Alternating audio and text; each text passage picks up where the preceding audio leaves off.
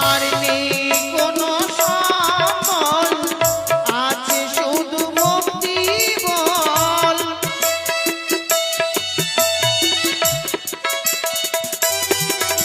আমার নেই কোনো সম্বল, আছে শুধু ভক্তি বল।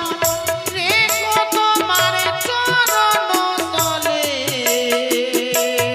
মা, রেখো তোমার চরণ তলে, রেখো তোমার চরণ তলে।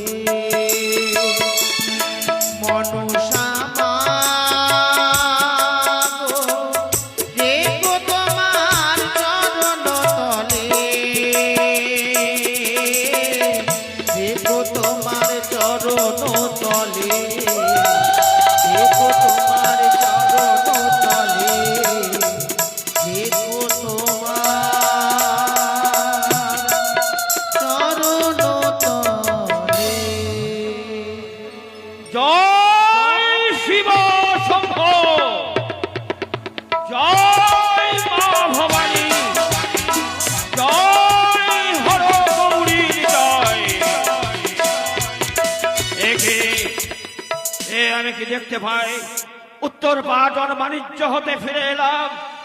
আমি মনে মনে ভাবলাম সর্বপ্রথমে আমার গুরুদেবের চরণে পুষ্পাঞ্জলি অর্পণ করে, আমার মা ভবানীর চরণে পুষ্পাঞ্জলি অর্পণ করে তারপর যাব আমি প্রকাশ্য রাজসভায়। কিন্তু আশ্চর্য, এলাম মায়ের মন্দিরে, মায়ের মন্দিরের দরজা বন্ধ।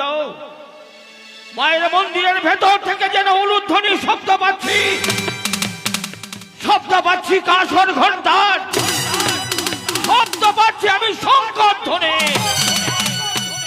যদি আমার সনকা মায়ের পুজোয় রত থাকে তাহলে দ্বার বন্ধ করে কেন?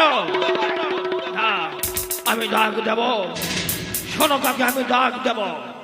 সনকা, সনকা। কে আমায় সনকা বলে ডাকে?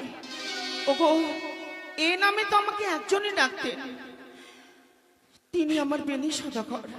সনকা,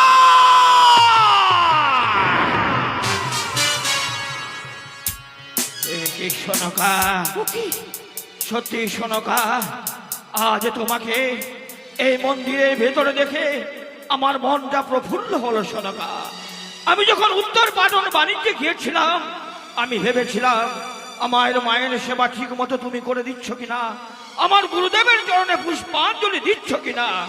তুমি যে মায়ের মন্দিরে প্রবেশ করে মায়ের চরণে পুষ্পাঞ্জলি দিচ্ছ, তার পুজো অর্চনা করছো, দেখে বড় আনন্দিত হলাম। আমি কি স্বপ্ন দেখছি, না তুমি সত্যি আমার সাক্ষাৎ দাঁড়িয়েছো?